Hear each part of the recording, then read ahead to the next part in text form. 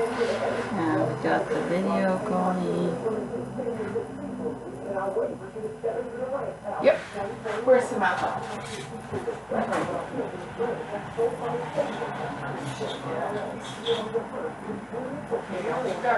Hey, take care of yourself.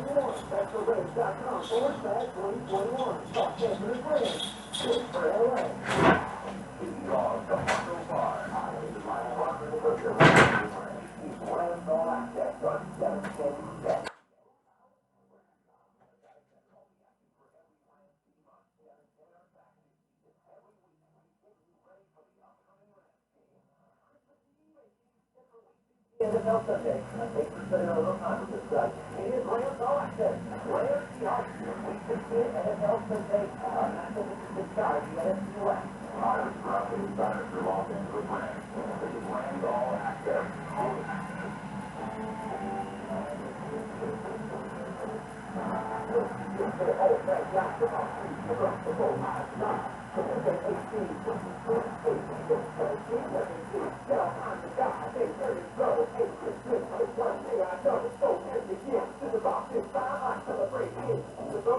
Alright, week 16, the Rams are 9-5. They go to face the 10-4 Seattle Seahawks, who have already punched their playoff ticket. The Seahawks didn't win. They will finish the NFC West for their time in 2016. Conversely, the Rams trying to keep their division hopes alive by winning on the road to Seattle, beating the regular season against Seahawks, and then setting up a 10-17 against Arizona at the side station.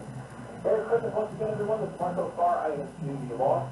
I was on the backfield for both of these teams, these rosters, and Marco, because a little different this time around in the rematch. And let's start with the Rams. First of all, your thoughts on Cam Akers having a high ankle sprain, given what he did against the Jets, what he was asked to do in the second half after returning from that injury. And then also, will we see him again this season, given an injured high ankle sprain? Wow, I had one that just ruined my entire season. I had it in preseason, and it just ruined my entire regular season, so that's tough. And when I heard it was a high ankle sprain, I fell to my knees like Wayne World style. We're not worthy that you did all that on a high ankle. So, yeah, it's impressive. And it's really, as we were watching this unfold, when I saw him get his ankle taped or his footwork done, I was telling you guys, I'm not sure if this guy's going to come back in the game today.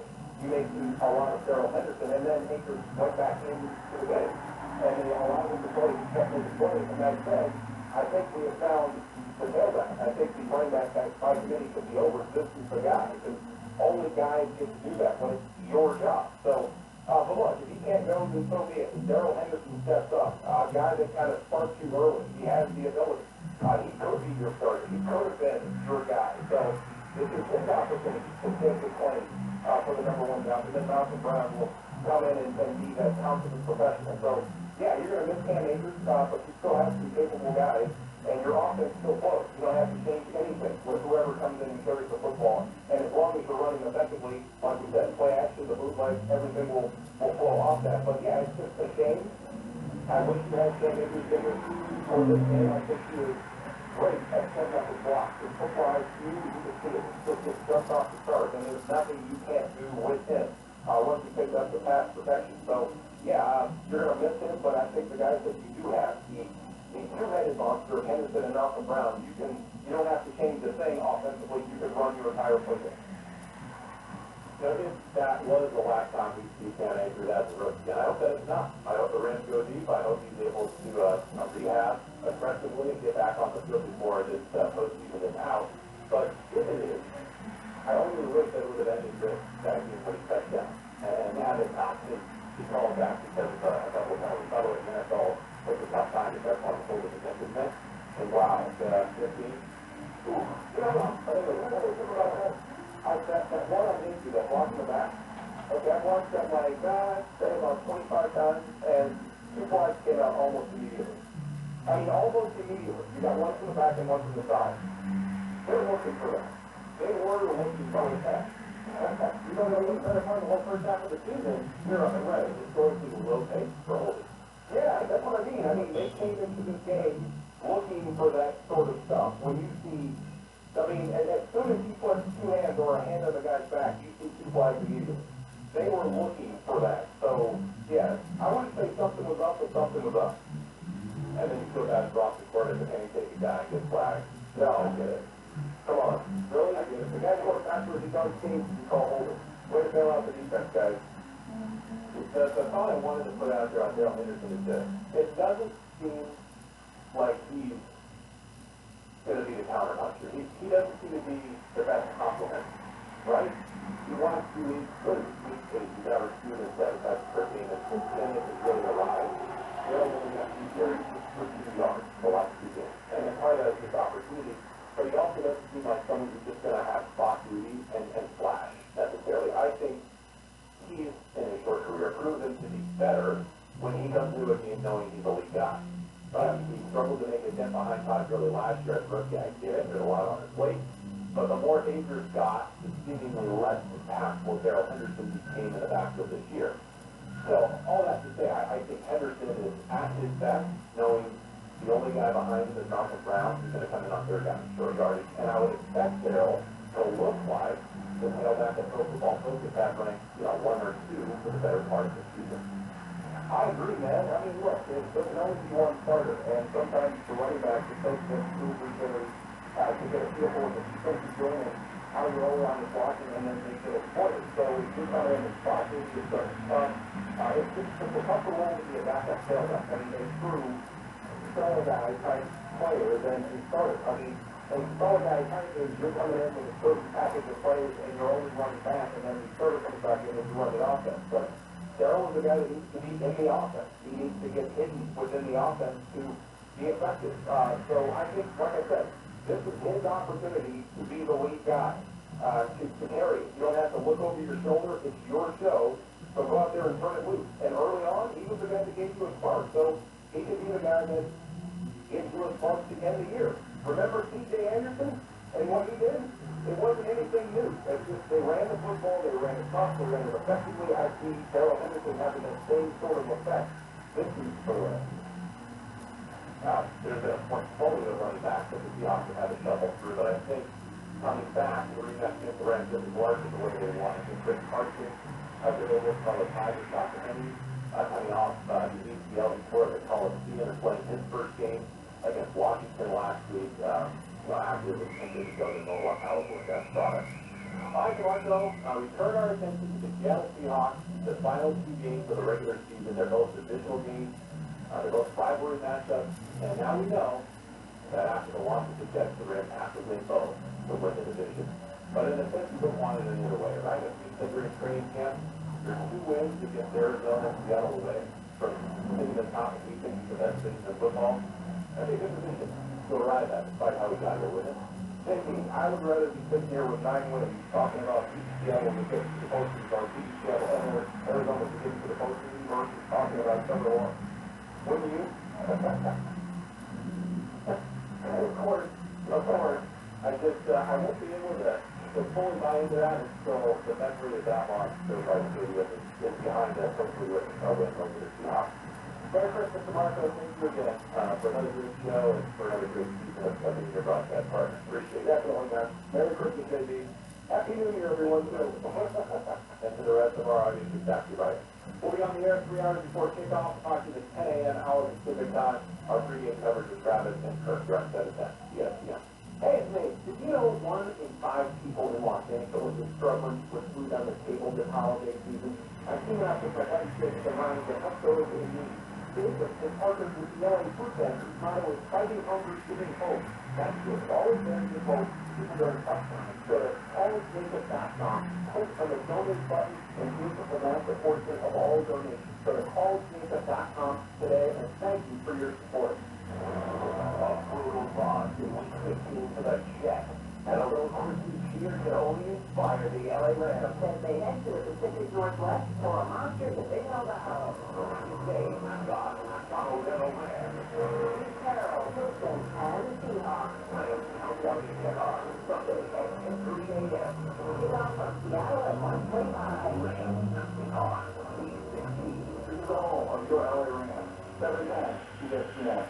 Southern Mountain and Rapids Senate Field event where we're serving great deals because we are all built to serve. Right now, during the Rams Senate Field event, an employee pricing for all on the purchase of a 2021 Rams 1500 water roof gas. So, employee pricing for all on the Rams Senate Field event.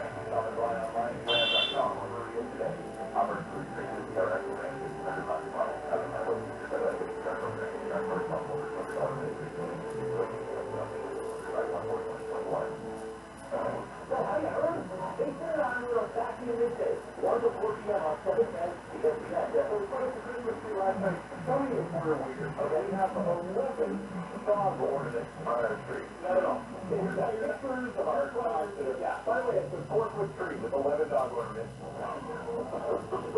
Bad.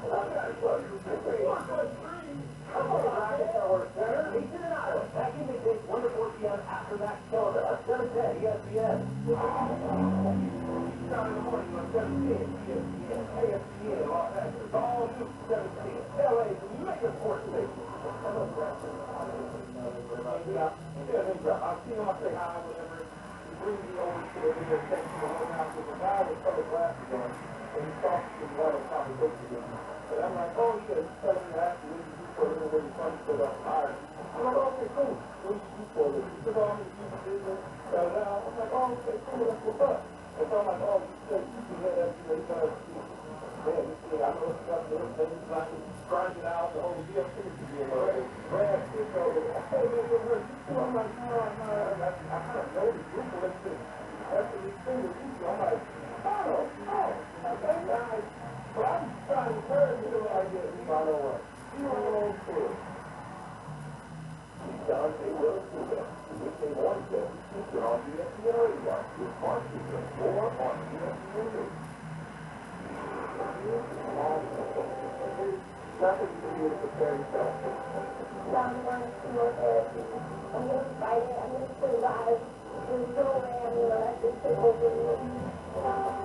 I'm very sure what you look like, long, it may not save my life. It may save my cancer's life. It may save someone's life.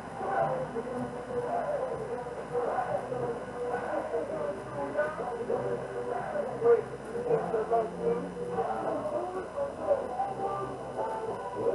Fight like hell. And when you get too tired to fight, somebody will fight for you.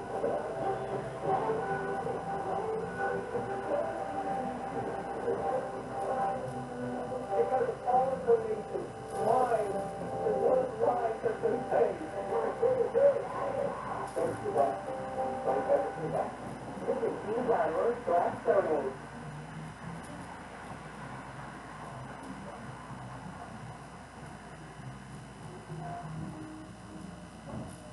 Arden reportedly seeks to be traded from Houston with the recent events of this week's Texas trade value.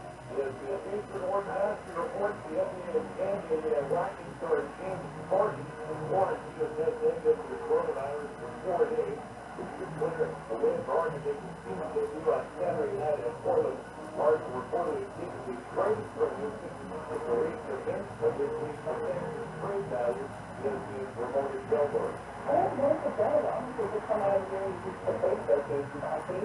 The teams are interested in anticipating him because of the top 3 players in the NBA, and you can score 50 points a night if they put him out there. But you know, these teams, like, I think talent plays. Now, there's a different story when you're talking about Lou Williams. The players don't take part. On the cover of this story, it says 5 NBA games up for football on either ESPN TV, radio, the app, or ABC TV. That includes the Lakers take on the Mavericks in LA. LeBron James says he will play. LeBron set out the final minutes of Tuesday's opening night loss to Clippers after ruling is canceled. And the Lakers Mavericks 8 p.m. Eastern versus on ESPN TV and radio. Golden State and Milwaukee, the Warriors will be without Denver and Ford. Draymond Green for his second straight game to start the season with an injured foot. Bucks versus Warriors on the AT&T bar at 2:30 p.m. Eastern. NFL Tampa Bay running back Ronald Jones remains on the reserve COVID-19 list, and there's a second straight game with the Bucks as we put the playoffs on Saturday at Detroit. Lions return head coach Darryl Devil will not coach on Saturday due to COVID protocol. Hey, this is Ruben Ashley. Real quick, wishing you a happy and safe holiday season full of food, football, family, and friends. And thank you for listening to Keith on J-Loon's Giving this past year, and we'll see you in 2021.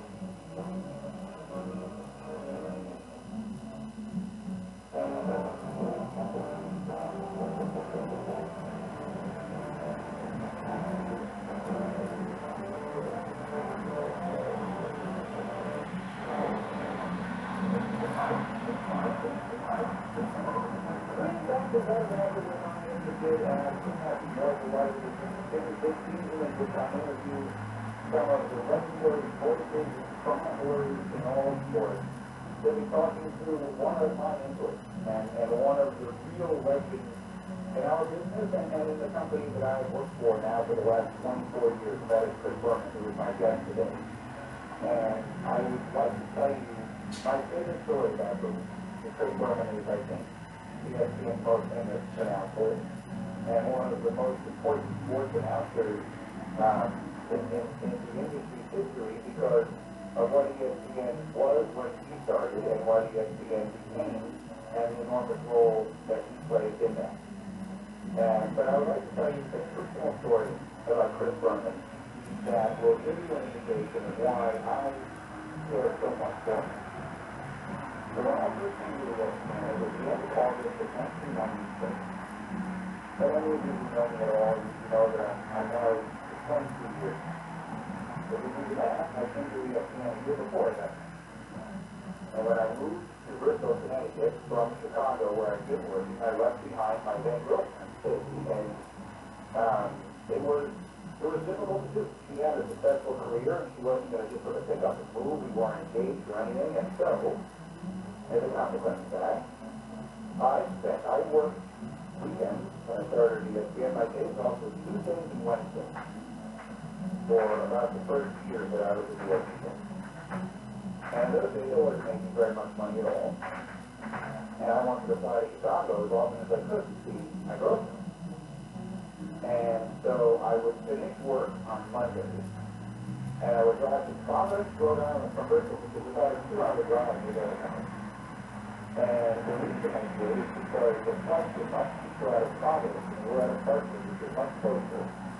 But at the end of the time, I would drive Providence, Rhode Island, I would fly to Chicago, I'd spend a few days with her, I would fly back, and I would anchor on ESPN News. And I was, for a period of time, I really questioned whether I was doing the right thing. And the basics of making that move in my life, I was doing well in Chicago, and a career working there, and a life working there. Here I picked it all up and moved all by myself to Connecticut, traveling back and forth like crazy. So it was a complicated time in my life, and so one day that I will never forget, I had just landed in Providence, I raced to the studios at ESPN, I'm trying to get ready to go on the air that evening and do a show, and I'm in the men's room at ESPN, and I took my shirt off to shave. I just cut the beard back then, and I was shaving in the sink in the bathroom, wearing no shirt. I was 29 years old, and the door opened, and in walked Chris Berman. And I'm thinking, this is not the way I wanted to meet our most famous person. This is Chris Berman. I've been watching him since I'm 12 years old. And he is an icon, a true icon in life. And I didn't know him at all. I honestly did not know who I was. And I just sort of looked at him and I nod, and he walked in. Sort of doing what he used to do in hair quickly. And he comes back up and he's washing his hands, and I'm standing there, and he comes to me and he says, "How you doing, Green?" Just like that. Call me Green. I couldn't believe it. I couldn't believe he knew who I was. And I said, "Well, actually, Chris, I'm kind of tired. I've had a long day. I just flew back from Chicago. Had to do the late show tonight. But I'm just sort of trying to keep myself stopped and motivated," which is probably a terrible thing to say to the ESPN most famous person, but I'm not very smart. I couldn't think of anything better than that. So that's what I said. And he just sort of nodded at me, and he said, and I would never forget this, he said, "Well, welcome home." Just like that. Welcome home. And in that moment, home came. Up until that moment, Chicago had remained home. I had come to work in Connecticut, but I had never felt like home at all. I felt like I was going back home all those weekends, referring to the Tuesdays and Wednesdays in Chicago, and I was working on the road. Chris Berman saying to me, "Welcome home," made me realize that this was home. And it was time to feel that way. And that shift in my psychology, I really think made a huge difference. And I'm not going to say that it was the reason or is the reason that I've gone on and had success at the company. But it didn't hurt. And it also was a wonderful introduction to someone that I've subsequently come to know is just a genuinely great person. So now they're all my business to take care of, and things to do with it.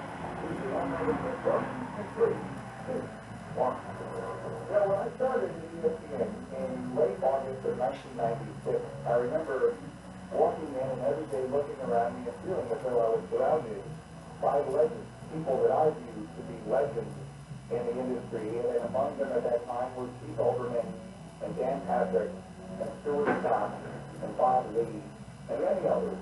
But above them all, without question, was Chris Berman, who in my opinion, more than any other person, made ESPN what it became and what it is today. It's not to say he did it alone, but I don't think that any other one individual person deserves more credit for what it is that ESPN became mentally than Chris Berman does, and I am thrilled to have Chris Berman with me today. Chris, thank you very much for doing this, and I hope that you're doing well. Doing great, Green. Overly gracious with your words. I don't know if I'm a legend or if those of us who began the place were more like survivors, but when you came in, I remember you. You're still young, but you're young, eager, and you haven't changed, and I think that kind of goes for all of us that been there from the start. 41 years, October 1st. Don't let them know. They're going to figure it out pretty soon. I should still be there. Don't let them know that, all right? That's what I want you to begin. So let's talk about the early days. What do you remember most about the fall of 1979? Well, there were 70 or 80 of us max, and that's every job. One building, a lot of rain, mud, unpaved parking lot. First week or two, still, I would say the third week, we still had to go, the facility's kind of an outhouse outside, you know what I mean? So how else can I describe it if we were to do it? However, still, so many of us were young, and we didn't really have a clue. I mean, I was 24, Bob was 24, Tommy was a little bit older than that, and those were the dynamics that were going on. There's people behind the scenes, 20, maybe 30, both. And, but there was professionalism from our manager, which shows you we've got a talent to look. We're all sports fans. We knew that this cable TV thing was, well, it seemed like a pretty good idea. Will it be there as an entity, let alone ESPN in 2 or 3 years? I don't know. But we were too busy trying to stay on the air and trying to do our best and make sense. And that goes for people not just thinking like your job and my job, but I mean people running cameras and control rooms, etc. And there was a joy to it, partly because, where I use the word mystery, there was so much uncertainty, but that didn't bother us. We were young, we were having fun. In our particular job, we get to do sports for 30 minutes on a show. Walter Cronkite only goes 30 minutes on the news. We get to do sports for 30 minutes. Well, that's pretty cool. So if you take it from there as a start, it's a pretty cool job, even though we had no idea where it was going to be. But it seemed like a good idea. There were people like us who would want to watch this whenever they were off from work, if you will. And those are the early days. I'll sum it up this way, and I don't need to go on forever for you, but I think you probably see it. When I or anybody else who worked in the 80s, and I was in the 90s too, which is cute, but when we run into someone the first 10, 12 years, the kid could have been any job, there's a smile that crosses my face, and all of our faces, because we put a few bricks, proverbial bricks, in the ground, and look what happened. There's a sense of camaraderie to this day, and there's a sense of obviously achievement, but a sense of fun. I smile when I think about those days. To think that we were rebels without a clue. What else do you want me to say? It's Green back from Alex and I know the ESPN Radio New York, wishing you a very safe, healthy, and happy holiday season. I want to make sure that you know, starting Thursday, January 5th, we are moving. We'll be coming your way every morning starting 10 a.m. Eastern Time, right here on ESPN Radio.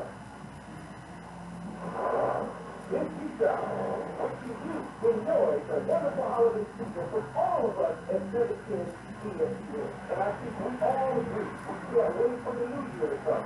Let's get to 2021. We can only do better. I'll be back on Monday morning, January 4th, to get it all started on LA's favorite sports station, 710 ESPN.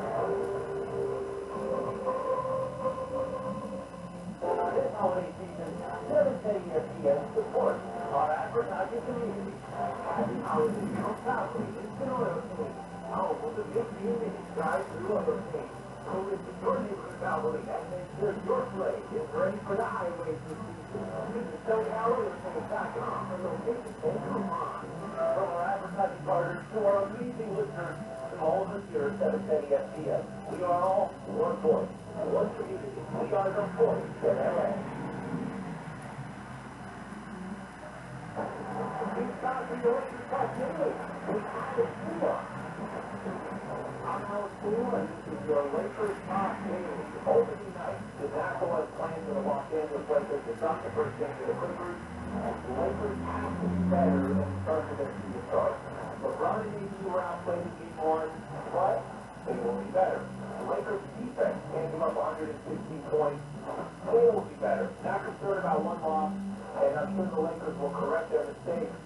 Next up for the Lakers is the Dallas Mavericks, led by Luka Doncic, and everybody thinks is going to be a superstar in the league. But for the Lakers, it's another good challenge early in the season. It's going to take some time for these guys to gel, but they're going to get a formidable opponent in Luka Doncic. We already know in game one for the Dallas Mavericks, they lost to the Phoenix Suns, but they're off to an 0-1 start, as are the Lakers.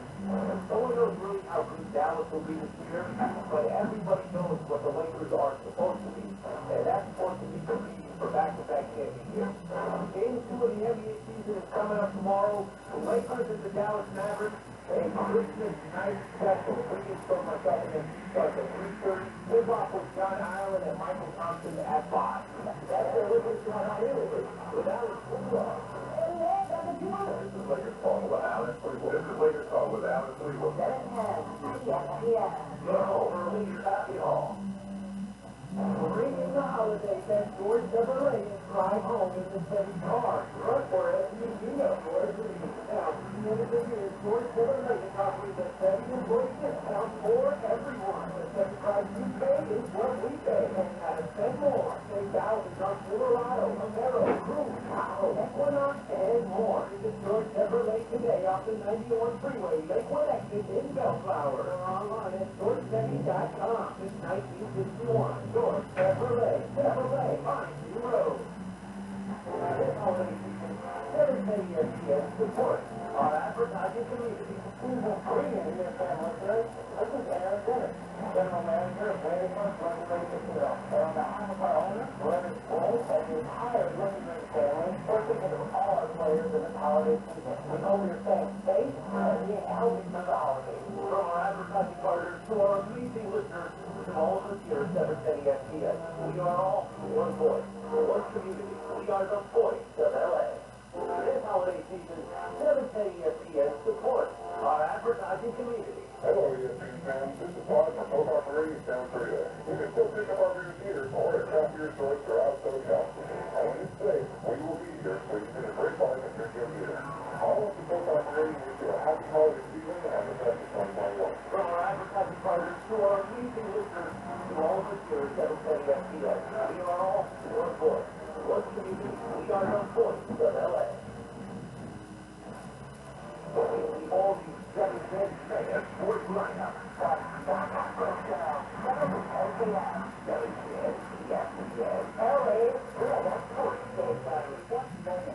Did you identify? It's kind of you to say that, but I consider that to have happened well before I got there. I know that by the time I got to ESPN, it was considered the pinnacle. And everyone I knew when I told them not to believe this, but I just got hired at ESPN as a young broadcaster in Chicago. That was like getting called up to the majors. So that happened well before I got there. Well, what moment did you identify as the one where you first said to yourself, wait a minute, something really special is happening here? Well, I'm going to give you an answer that you could predict and then one that no one would predict.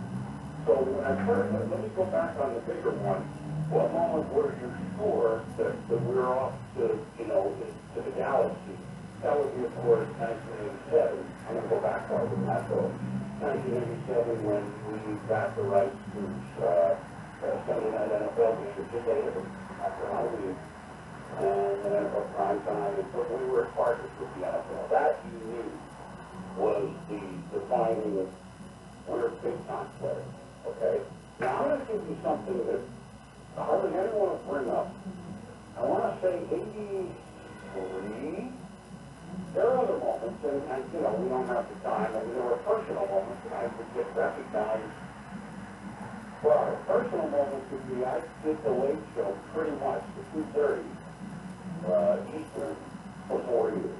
I did our football show, but I did that. And I get recognized out west in restaurants by some. Like, really? They realized it was a legacy. It was not out there. There was a possible. But that's more of a personal. So, 1983, I'm going to say 83, remember? It was the America's Cup. You wouldn't think that would bring up the scale football, right? The United States had won, like all of us, for 100 and whatever years, right? And this was the one that Australia won off Newport in 83, William Keel and everything else. And this was the 7th and final race, and it was in the afternoon. And there was a helicopter at one of the Providence stations. And the Providence station, I think it was WJR, was telecasting it live, if you will, as a sailboat race, not exactly, you know, a football game, right? So, with no notice, about 3 hours before they set sail at 1 o'clock, or whatever it was, just go ahead and pick up a beat. Well, total relative, the numbers don't be too much to people, but this is Tuesday afternoon at, say, 1 or 2 o'clock, or 5, unannounced, and who's watching us anyway back then, where the day, you could say, hey, it's coming up in an hour. And that's rated like a 2.5. I know that sounds like nothing, but the point was, anyone who was interested, and there was more interest in just the sailors, you know, and at this point, the U.S. was going to lose a game on home field, if you will. And people turned to ESPN, well, maybe they have it. You know what I'm saying today? Like, maybe they have it. They probably don't, but it's worth 7 seconds to see as it's on, and people looked for it and found us for a sailboat race. That was, I don't tell that story that often. I was, okay, I know about it. So there's a moment you weren't expecting. I do consider that one of the legendary early ESPN stories with the great Chris Berman. Okay, let's fast forward all the way to this week. I'm on TV on ESPN. I'm doing the highlights of the Raider game. And they have a receiver named Dave Jones. And I'm doing a highlight. He catches a touchdown. And involuntarily, the word got on that, oh, Dave Jones when he got to the touchdown. So it was interesting. People were saying, it's a very new player's nickname. But that really isn't a nickname. Homer is a nickname. But people really play on words for these legendary players. And that, I think, became the most famous thing about ESPN in the early days. How did that start? Well, by the way, I haven't even thought of it when you said that you could go all the show. That's not that even awesome. But, well, I will be honest. That sounds a little ridiculous. Nobody's out to this year. In those early days, there weren't so many football people. Baseball, really what we were showing in July, August, and June, etc. There might be 5 games that were on TV. The rest are Kansas City 5, Seattle 2. And here's the score panel, and it's up there. And you are not so much entertaining people, but you're trying to give a little flair or color to describe the game, but you're staring at your Seattle 5, Kansas City. And one night, more than the spring or the summer of 80, our first baseball season, working during the morning, which I don't care if that's a regular shift, anyone that's worked the 2 or 3 shifts, you say 2:30 in the morning, you're not quite, you know what I mean? You're not quite, level. And so I've done these good things at college, just picking these players out of the box scores, and with our sports fan friends, we have fun with it, and 1 or 2 of them came. This was not a plan. This was not, hey, look at me, I'm Chris Berman, I'm going to be funnier or more noted than anyone else. That would be a complete lie. 1 or 2 of them came out, and it was either Frank Sinatra, Jackie, or John Mayberry, RFD. They both go back to my days at Brown, which was only a few years before, I graduated in 76. That's his day in 1984. And I almost went, I couldn't say it for a time. You know, I can't. What did I do? As I'm speaking, I do these. And I hear him, for those who don't work in our business, our little earpiece is called an IFB. I hear what? In my ear. And I actually see one of the camera people laughing a little bit. And the show ended, and when you know, that was okay. And the next night, maybe I used another 1.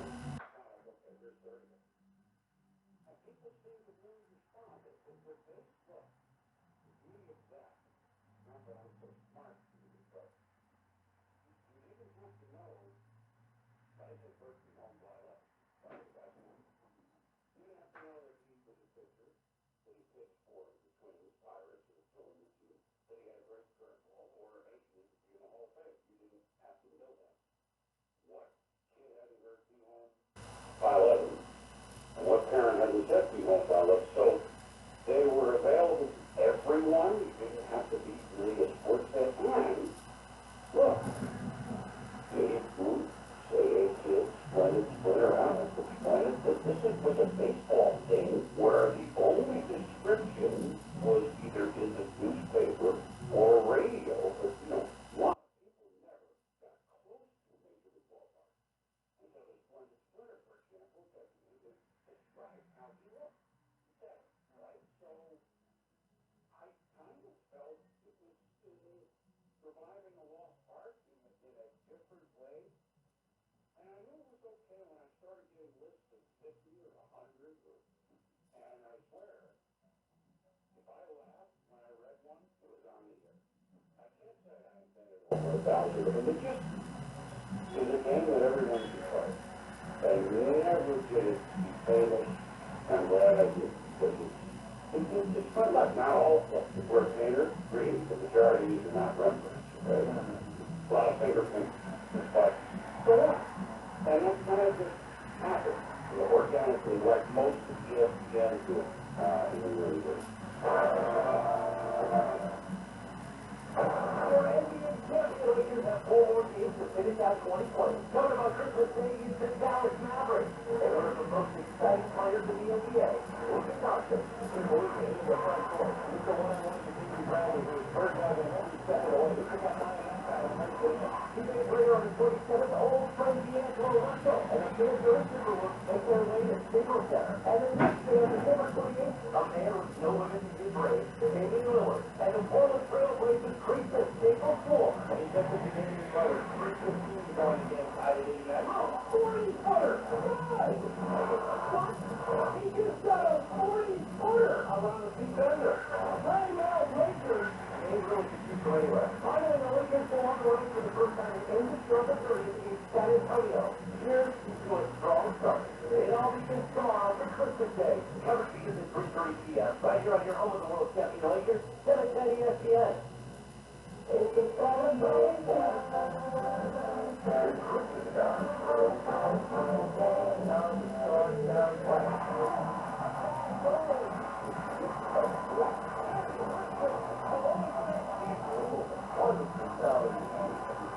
Christmas time.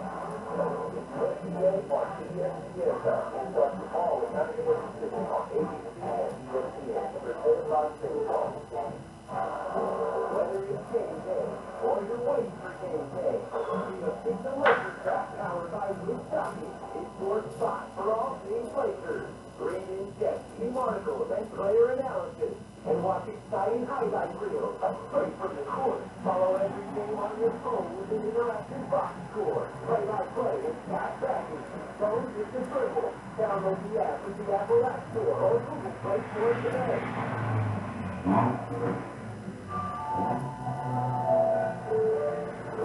Playing almost in the rearview mirror.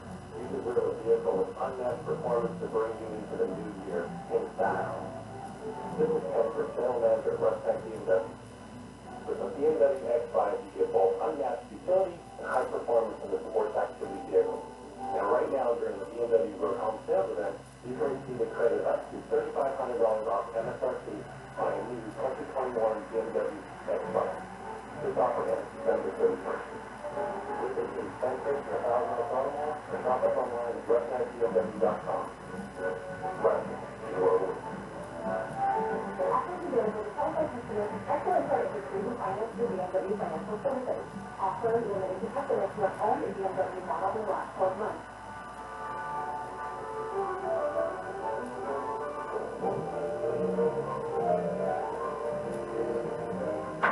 The calling that set us free is the place to belong. Once the calling, being a member of the Air Force Reserve, is doing a job that can take away.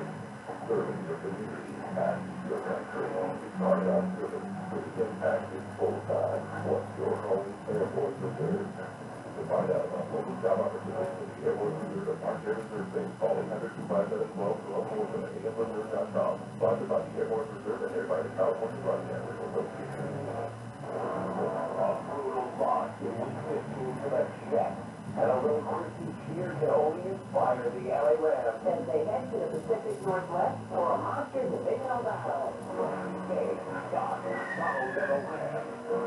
Carroll, Wilson, and the Seahawks. Rams countdown to kick off Sunday at 3 a.m. Kick off from Seattle at 1:25. Rams, Seahawks, 3:16. Go home on your LA Rams. 710 ESPN. All these 7-10 sports lineup at Carroll and LP from 4 to 7 p.m. 710 ESPN. LA Sports.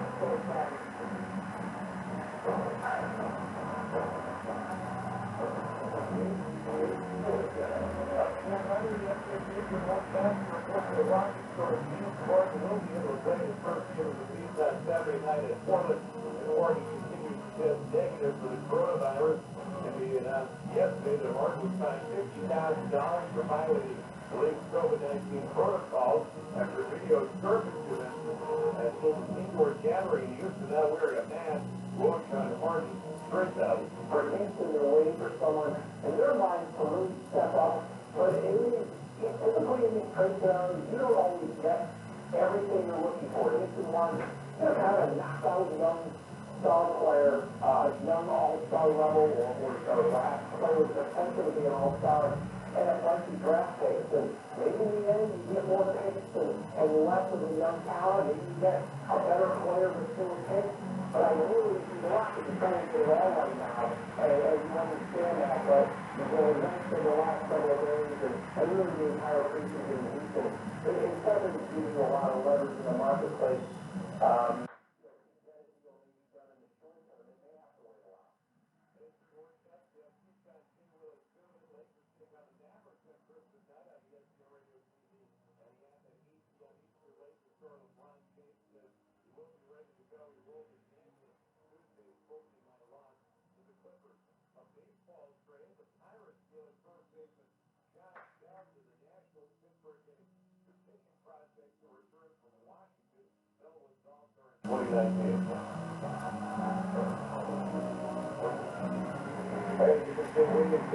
I'm happy to stay all this season. Bring food, and most importantly, your family and friends, even if it is just music. Thank you for listening to Keyshawn New Orleans events this past year and also in 2021. Watch SportsCenter now and sports shows anywhere, and you hear catchphrases, and you think to yourself, I started that. That was me. I was the one who first did that on TV. No, I don't ever think me anyway. Look, the guys the two guys that influenced my highlight reading, and that's really what we're talking about here with or tax phrases worth of everything, right? We're not looking right into the family right on the community, you know that. And so, Warner Wolf, and you said, let's go to the videotape. Now, okay, that's one, but that's a phrase, and Howard Cosell with the halftime Monday Night Highlights. Said, well, you know, look bad and fell. I mean, and that's an OGN now, kind of do that. And they were influenced by others too. That's your so-called catchphrases are good if they are augmenting facts and in the spirit of how you're delivering them. And not look at me. Because you can overdo it. There's some nights when I'm going way back then when I'd be on, even though it's almost hard to imagine these days, but you know, we used to do 10 shows a week at 7 and 11:30, sports and another 10 shows, and then maybe football on the weekend, and I wasn't alone, etc. And I finished shows and I go, you know, that was too much. People don't want all that. But I don't think it would be, and I hope that those using the catchphrases, which should be descriptive and illustrative, and however you want to do it, you do it as a part of them, not as a way to shine the light on them. Well, let's talk about a different element of all of this. People will say things about ESPN and SportsCenter in particular, and the role that we played in shaping the narrative in sports and the way sports are consumed, and in some cases people will say you're influenced the way players play, all sorts of things. As one who was the biggest part of all of it, while this was taking place, in what ways do you believe ESPN changed sports in America? Well, that's an interesting question. In some ways, when we were a microcosm of the growth of cable, which in the 80s grew astronomically, not geometrically, if you will, or geometric regression, arithmetically, let me do it that way. And so therefore, we helped connect. This is how I look at it. I mean, we can have lots of theories on players, snowboarding, cameras, nothing on all the cameras out there, everything. But we helped connect sports fans by showing as much as was out there by the early 90s. Not most all the games, but a lot of games were on, et cetera, et cetera. And here's a highlight package from college football game. You might not have cared about, but here's a minute and you're entertained by it. Or if someone is traveling, if we were like your home station, your home radio station. So if you're from Maine and you're going to Seattle and you're in a hotel with a late 80s to turn on, Sports Center, you got your Red Sox highlights, if you will, the Patriots, you were followed her in Seattle and vice versa. And I think we, in a very good, positive way, I really believe this in my heart, kind of brought some folks together, including, and I shouldn't say including, maybe just those indicators, not even necessarily the players. Because seeing is believing in a lot of it. And we help people see what was going on. It wasn't so much that we were smarter, our analysis is better than anywhere else. No, it was sports fans all over the place. But no, the ton of stuff that was expressed it much better than people like me. But we helped. I don't know, in our own way, I feel we're kind of a sense of community. I believe that for you. Maybe that's what gives them rose-colored glasses. But this stuff wasn't on until we did it. And we weren't alone, but we certainly were at the head of the class and continue to be. And I'm proud of that. I'm proud that, look, I don't want to get too deep, but as you've heard me speak when I speak to people like the folks, what I never knew when I signed up for this job was that sports could be such melting pot, where then the color of the skin is, what the sex is, et cetera, et cetera. Who are you even root for? Well, we all can have a discussion one day, have a sex addiction. And, yeah, that might be rose-colored, but I use glasses, but I believe turn around this thing, and we can use a little something that's common ground. You know, we believe that, and that's why the ESPN is all as important. Not important, but people smile most of it when they see us, and I hope they always feel that way. I do. Let's talk about football, which is the sport that I think most people will identify you with forever. And not only because you did Tom forever, which I think is probably the single, if you put a gun in my head and said you have to pick the single best sports television show ever, it would be that for all of those years. But how about the games themselves? Let's talk about the greatest game. If you had to pick the most memorable football game you ever covered, could you do it? Memorable football game I ever covered. I gotta pick one. You don't have to. Well, no, I'm not taking it for more moment. You know, you always know that I covered. So we're thinking of stuff that I might have been there in person and younger, right? The Jets championship game was made with the 68, or I was working for NBC in college with Carlton Fisk at a homer at Fenway that you might remember in game 6 of 75. I mean, but when I'm telling that I was there, as I like to say, I remember because I was there. So covering, well, we run the clip 500 times. I still go to the camp. There has to be one football. And the reason I go there is we were doing the whole covering it like this was me, Tom Riley, producer, Greg Wade, photographer. Flew out to San Francisco. What was that, 26 then? And I got to know that team a little bit a couple of days before. They'd seen the Swami pick them every week, all year, which I had no idea they did, but I found out. And because now I can look at history for it, read history. We didn't know, none of us knew that day that as big a play as Joe Montana did, the late Dwight Clark, was monumental, and then they went on to win the Super Bowl in 49ers 2 weeks later. So these guys were championship.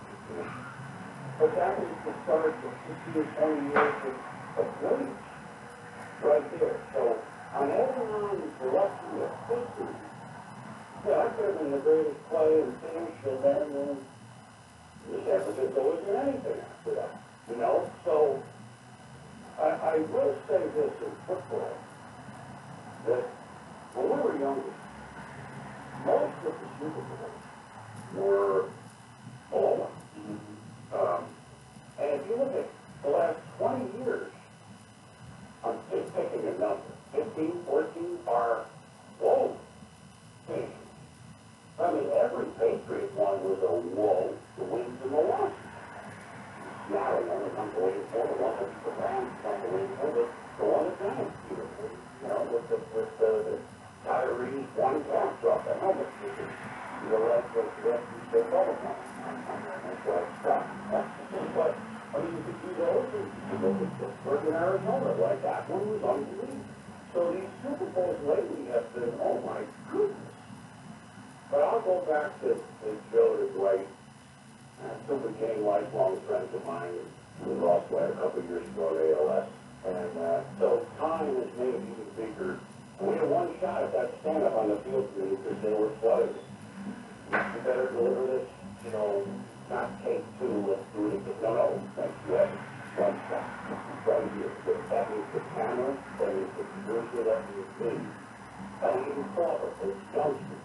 And Dwight Clark didn't clever, and we didn't use it. So I think if you say one, I don't think you could grudge me that one, should you? Best regular season game I've ever seen. We just celebrated recently. The one game the Great Bears lost at the North Pole, I'm sure, in 1985, 18-1, and that was their loss. And it was matches. The old 72 Dolphins were there, and something, and kicked, and just lost in shooting, and they're all on the sidelines, and it was, whoa, okay. So Shula brought these guys out here tonight. The Bears are not winning this. And it was, so that was the regular season. But I'll go over that. It's time for your Lakers Talk Daily with Alex Sliwa. I'm Alex Sliwa, and this is your Lakers Talk Daily. Opening night, the National has planned for the Los Angeles Lakers. They dropped the first game to the Clippers. The Lakers have to be better and start with their superstars. LeBron and AD were outplayed in game one, but they will be better. Lakers defense can't give up 116 points. They will be better. Not concerned about one loss, and I'm sure the Lakers will correct their mistakes. Next up for the Lakers is the Dallas Mavericks, led by Luka Doncic, and everybody thinks he's going to be a superstar in this league. But for the Lakers, it's another good challenge early in the season. It's going to take some time for these guys to gel. But they're going to get a formidable opponent in Luka Doncic. We already know in game one for the Dallas Mavericks, they lost to the Phoenix Suns, so they're off to an only one start, as are the Lakers. No one knows really how good Dallas will be this year, but everybody knows what the Lakers are supposed to be. And that's supposed to be the reason for back-to-back championships. Game 2 of the NBA season is coming up tomorrow. The Lakers and the Dallas Mavericks, a Christmas night special. Pregame show myself and MC starts at 3:30. Tip-off with John Ireland and Michael Thompson at 5. That's your Lakers Talk Daily with Alex Sliwa. This is Lakers Talk with Alex Sliwa. This is Lakers Talk with Alex Sliwa. Your home for Lakers Happy Hall. This is Eric Vickers, LA's official ambassador. You're going to be watching Rams football this week. Don't forget to grab some Corona Extra with the line. And live La Vida Martina. Corona Extra and a super triple for the Los Angeles Rams.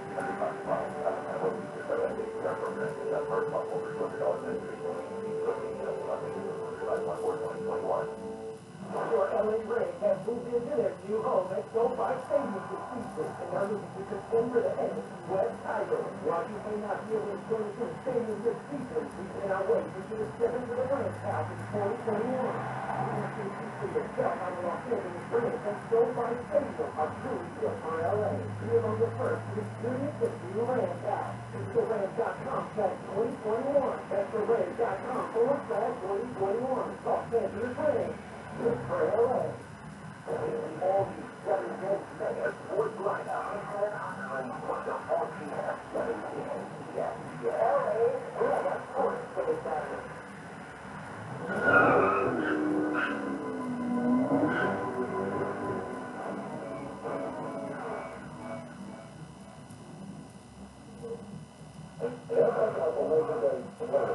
You just mentioned Montana, obviously, and he's as great a legend as the sport has ever produced. But I'm thinking you, Chris Berman, growing up in the K-Stadium stands in the 60s, me growing up in the K-Stadium stands in the 70s. That kid, to those kids, who are the greatest legends? Who are the football legends that, if you live to be 100, you will remember absolutely everything about? Well, number one over us probably is Joe Namath. I was fortunate to be a little older. I don't know if I'm fortunate to be older than you, but I saw the games that were played at King Stadium with Dad. Well, season tickets, $3 a game. How about that? So I would think that Joe Namath is to have my personal list, and I've told it many times. You're one of the biggest reasons why I'm doing this. I've told him and Willie Mays that, which is baseball too.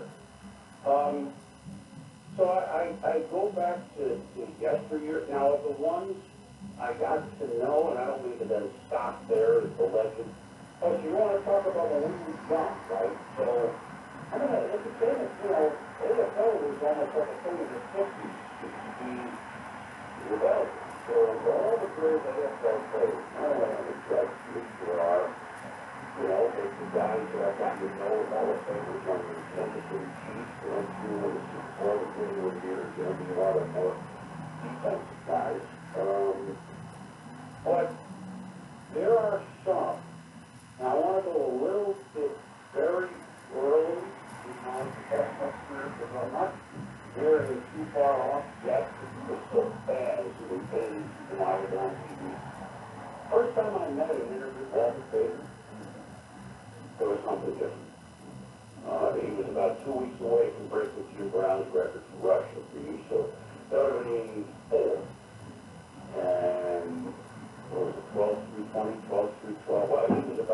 break it, we went out.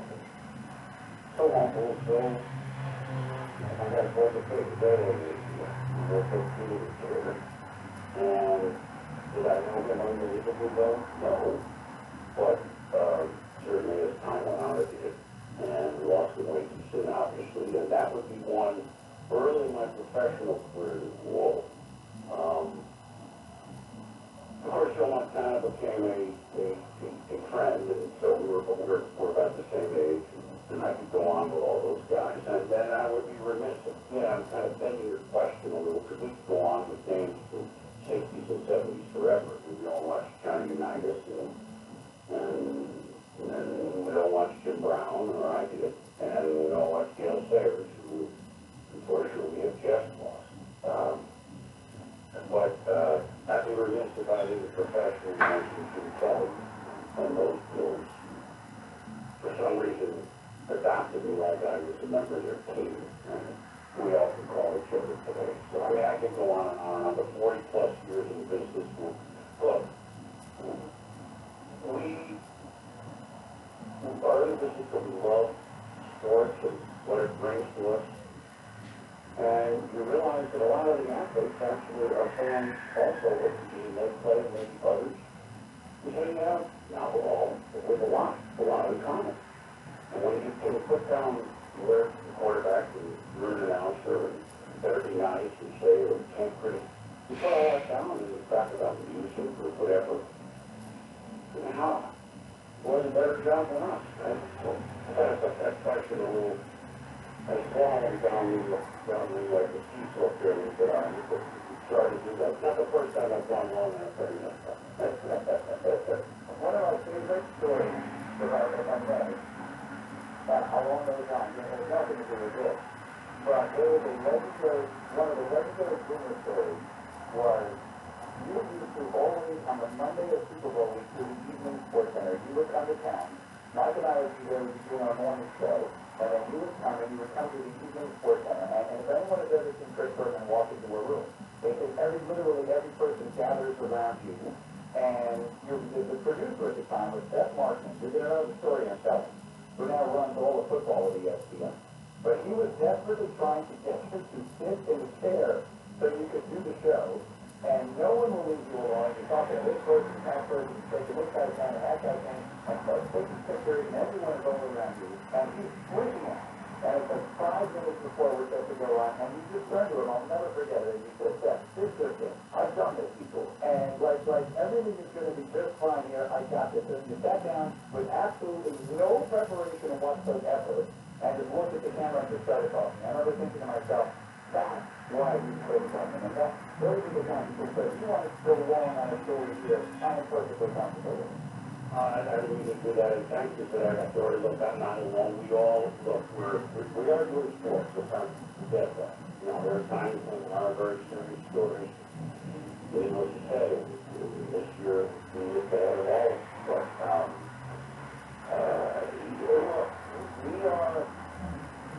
we're seeing every night, the fact of those days when I was on all the time, with Canada. And, we look into the lens. How did we broadcast it? A couple million people are out there. Although we're not on stage as a theater, live theater, which I have the utmost respect for actors and actresses who do that. Or dare we say a comedian when your first 3 jokes don't work and nobody's laughing. Well, we're looking into a lens. And so we got to assume that we don't think of trying to folks out there. Well, we know they're out there. At least as time went on. Again, we were used to the nightlife really back then. But, so when you and they gathered around me, they gathered around us. That means there were football fans. It was the Super Bowl. They had the fans of the 2 teams there, although that's early in the week. It just made me very love football. And if you don't have time to hang out a little bit with those who've been hanging out with me and us, although we never saw them, then what good are we? We're not here to knock those folks. So, there with the so-and-sos? Answer the question. No, they're got just 30 seconds there. We got to sit down in the chair, right? Here, put our mic on. Well, I've got a couple of times I did the opening scene, which was only 30 seconds, was on. I was just running in the studio, and Tom was sitting there like this, half laughing, half not hearing anything done. And you don't get your ear in, but you get that little mic and clip on our ties, and I held it in my hand. Did a whole first segment of holding it like it was. There's reasons, a funny story of why that happened, but so what? It doesn't matter. And that's all I did before we started. I looked at comments, which they only do. All right, what's the first game? Colts, the Patriots, let's go. And, but, I don't know. I was a history major at Brown Green, and I wrote my front paper late too, so I guess let's continue bringing it before I go on this. Go ahead.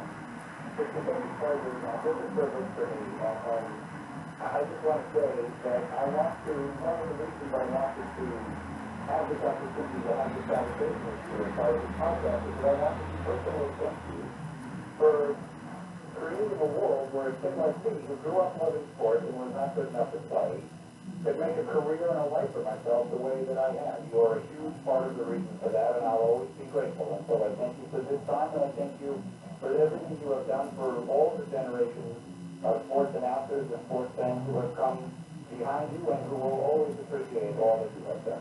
I say very kind with your words.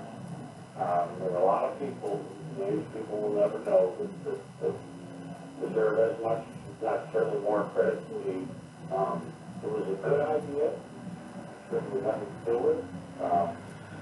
And except that I thought that I applied for the job, it was my work and it was not fun.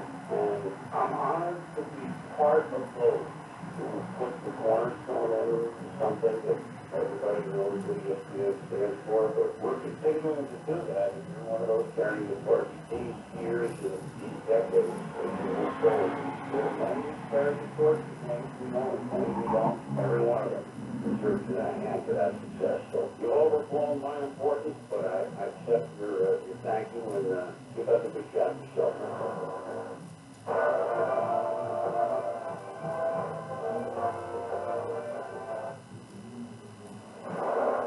It's pizza, which you do enjoy the wonderful holiday season with all of us at 17 and I think we all agree we can't wait for the new year to come. Let's get to 2021. It can only be better. I'll be back on Monday morning, January 4th, to get all started on LA's Mega Sports Station, 710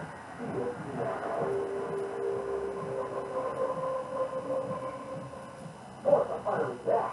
And if you're watching the games at home, you can still get your favorite wings for takeout or delivery from these Dubs. And with wings bundles starting at $9.99, there's no excuse not to. So order a bundle of wings and fries from BuffaloWildWings.com or through the Buffalo Wild Wings app. Because sports are back, and there's no better way to watch than with wings and fries. At participating locations from any time. Orders only for takeout delivery from BJ's Black website and not valid with any other offer. Times are tough. Continue your plumbing and EC service doesn't have to be. This is John Ireland, and my friends at Tower Pro Plumbing, Heating, and Air have made home services convenient, affordable, and safe. For a limited time, Tower Pro is having a service blowout for only $59. Whether it's an ACCF, a drain fee, or a water heater plug, it's only $59 each. All is simply your field. Tower Pro's my plumber and works yours too. Call 1-800-584-4116 or visit TowerProPlumbing.com. This Christmas, bring home a gift the whole family enjoy. It's the T-Star dog. Over 20 favorite phrases. Okay, the T-Star dog. How much of the animals are not to be on face? I'll be selling, and he'll tell you he's hungry. Yummy. Cheeseburger. First thing in the morning, tea is ready. So often, you can't win, and even get angry. Nothing we can do. You can't win, and nothing we can do. Because you go for your session. You get a bonus plate for this car, too.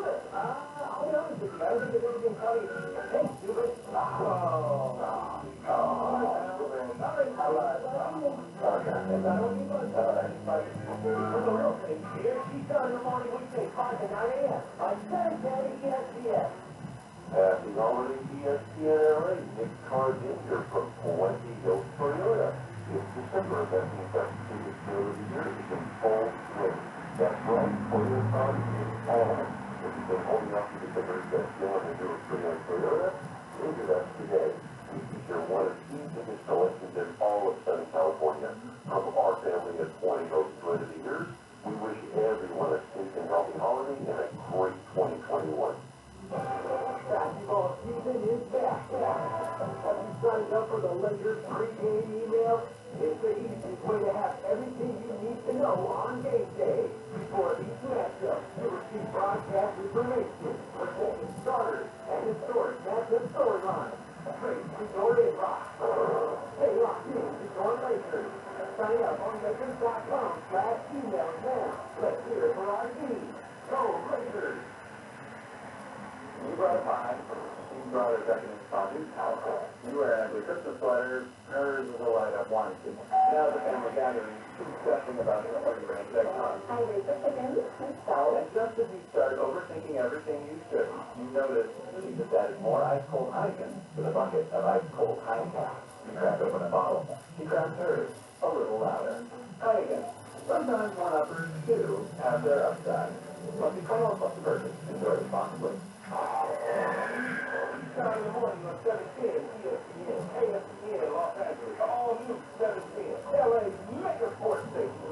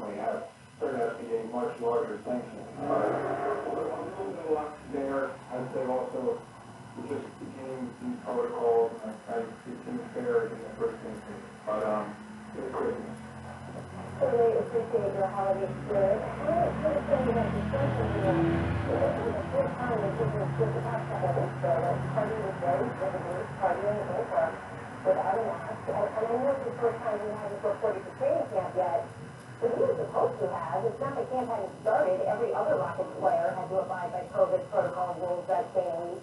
Why didn't we consider James to be under those rules at that time?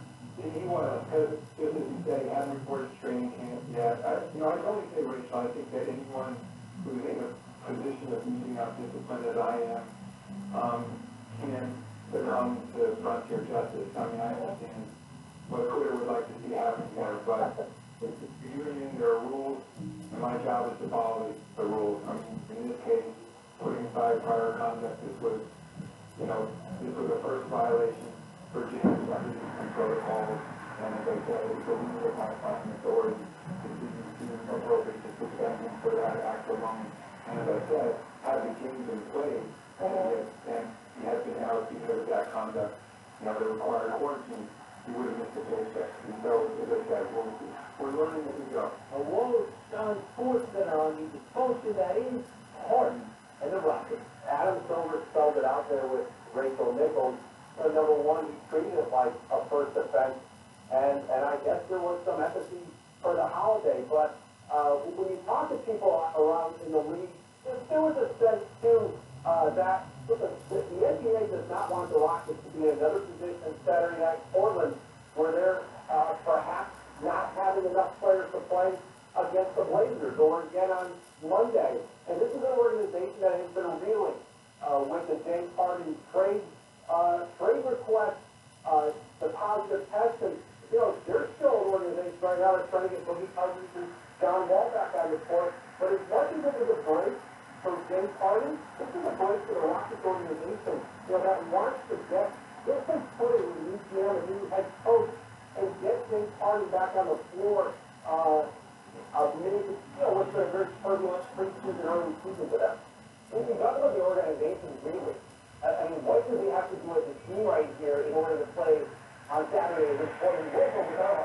Yeah, they need, right now, the contact tracing and the testing that John Wall's undergoing, DeMarcus Cousins is undergoing. Ben McLemore tested positive, we are told. They're waiting for him to be able to come back and play again. To get on a plane to Portland and for that Portland-Denver trip and have Cousins and Wall ready to go. There's a protocol in place for that. Just like Harden right now has to sit until Friday.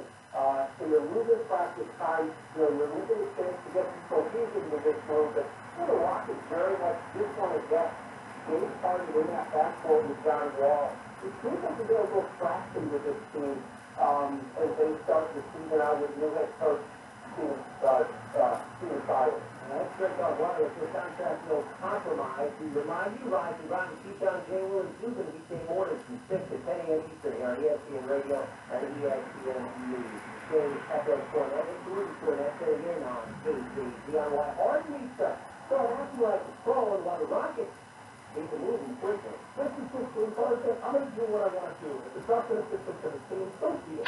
They don't move because I want the ultimate be made to pay with. To me, it feels like this is just one story of several that are going to snowball with this. Is not wanting to be there, not being invested. And of course, for the fact of Rockets management is going to be up against the wall where they say, listen, we do things. You want to get value out of these games, hard obviously, value out of it. They're going to have to find it.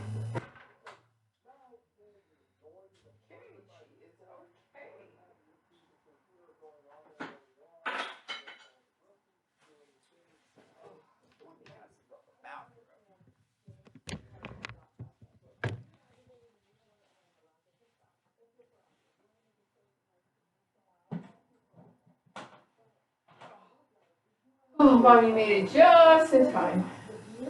Whoopee! Yep. Hi, Mama. Oh, hi, Poopy. Actually, I should put some in just in case I have to go.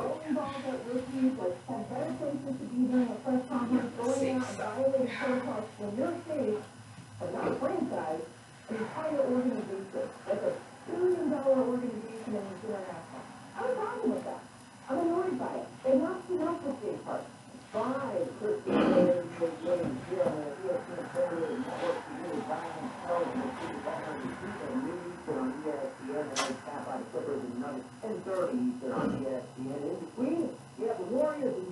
ABC at 2:30 Eastern as well. Which one, baby? Casey and the Nets visiting Tyree. Old Stomping Grounds in Boston. You see on ABC at 5 Eastern. ESPN Radio coverage comes your way 4:30 Eastern. And there's Luka and the Mavs visiting LeBron and the Lakers in Houston on ESPN, ABC, and ESPN Radio. By Williams left ankle and missing. They get it the season opener. James says Shelby is ready to go for that Christmas Day matchup today against those Mavs. Oh, you know, like when they get into it, get back to it. And very often, you know, summer we plan to ready to get back to school and get back to the classroom and walking always. So, you know, they're excited about being there and hanging out with other things going, you know, so classmates and teachers and families and everything like that. Friends and friends. You know, so, you know, You okay, baby? you know,